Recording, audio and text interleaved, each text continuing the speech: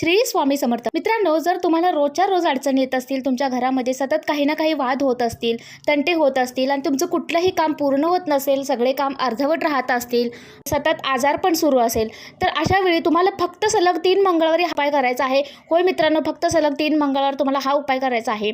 तर आजच्या व्हिडिओमध्ये मी तुम्हाला उपाय सांगणार आहे, ज्यामुळे तुमच्या सगळ्या अडचणी दूर होतील आणि तुम्हाला नक्कीच फरक दिसून येईल. आणि तुम्हाला हा उपाय फक्त मंगळवारी करायचा आहे.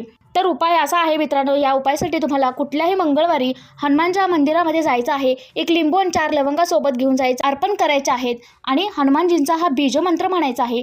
तर हा मंत्र असा आहे, ओम ह्रीं भ्रीं हनुमंते श्री रामदूताय नमः. हा 108 वेळा जप तुम्हाला करायचा आहे. हा मंत्र केल्यानं तुमची जी काही इच्छा असेल ती पूर्ण होईल आणि लिंबू तुम्हाला तुमच्या सोबत ठेवायचा आहे. हा उपाय केल्यानंतर तुम्हाला दिसेल की तुमच्या सगळ्यात जास्त कठीण जी समस्या असेल त्याचं तुम्हाला निराकरण झालेलं दिसून येईल.